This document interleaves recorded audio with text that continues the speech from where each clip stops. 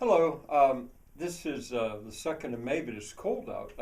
It's the afternoon, but I'm sitting in the basement here with the fire and the furnace and kind of enjoying being warm. Uh, I want to go on with using my experience in the Alps to give a background for what I think could happen at Roaring Spring. That's what I'm about here. I'm not trying to advertise Switzerland and say, or the other countries and say, oh, you got to go to the Alps. I hope you do. But there's certain things that I want to make sure I've told you about that I think apply, and I'm mentioning them as I go.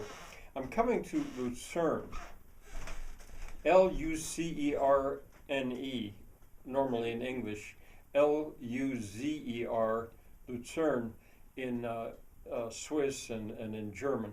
Uh, it's a city, and being a city, I don't naturally want to go to a city.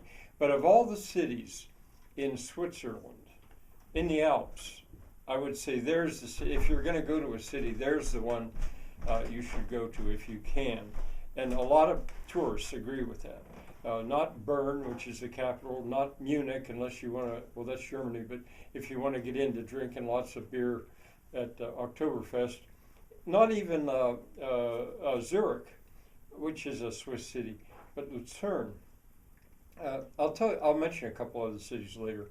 It's right at the end of the lake, at the western end of the lake where it empties, and that lake is called Lake Lucerne, or also the Vierwaldstaetersee, which translates the four wooded states sea, because think of them almost like counties. What do you call them? I can't think what they're called at the moment in Switzerland. They're like states, and there's quite a few of them there. And four of them go around that lake, and they're all wooded. So the four wooded states sea, Vierwaldstättersee. And I'll come back to that later. But I want to tell you that in terms of romanticism, that city has drawn three very famous people, and I think lots of famous people. Let me start with Wagner. Richard Wagner, he wrote all those operas. That's as romantic music as you can really get is Wagner and his operas. He profoundly influenced Hitler. Well, he was German. I'm pretty sure. Yeah, he was German, but he chose to live on the shores of Lake Lucerne because it was just the perfect view to a romantic's eye. There's a little museum dedicated to him there. He lived with a man supported him. Well, and then there was Mark Twain. Now, he went there and was blown away by it, frankly. But Mark Twain wrote Innocents Abroad. This was right when American tourists were first beginning to go to Europe as tourists. And he called them innocents. They were innocent. They knew so little about Europe and the old world, and they were abroad. Very famous book, Innocents Abroad. He accompanied a group of tourists.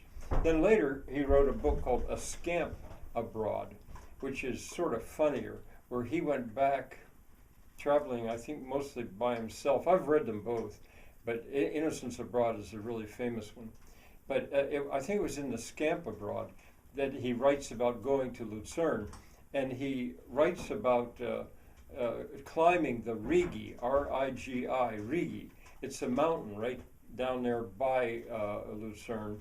I'm sure there was a steam engine that went up the back side of it. Maybe I imagine there still is a little cog railway that goes up the back side of it. But he climbed the front, hiked it. It's not this kind of it's not that kind of a climb, and it's really funny. I mean, it's worth reading that.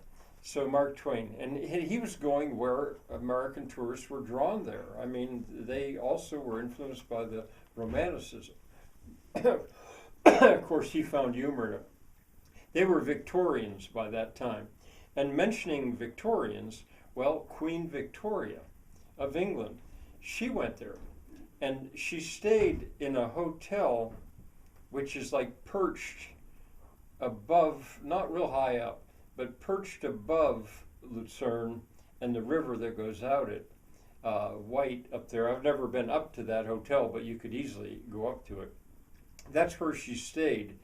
And what strikes me most about, and of course she went there for the beauty, about Queen Victoria, is that she rode a donkey up Mount Pilatus. And that's a third. There's really three mountains around Lucerne, which all three of them have, yeah, I think all three of them now have aerial trams. Maybe the Rigi doesn't. But anyway, Mount Pilatus is a really famous one, an aerial tram and a cog railway up the other side. Tourists go there all the time. I've been up there, I think twice, maybe it was only once, with a group of students. But anyway, back then there was no railway, or cog railway, there was no aerial tram.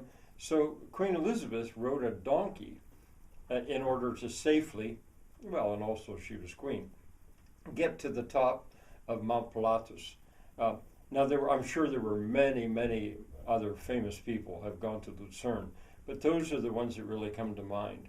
Now, what Lucerne has to offer Roaring Spring by way of example to compare them, I think I'll save that for another video. I'm just trying to think if there's anything else. No, I'll save that for a video, which I may do later today. Bye for now.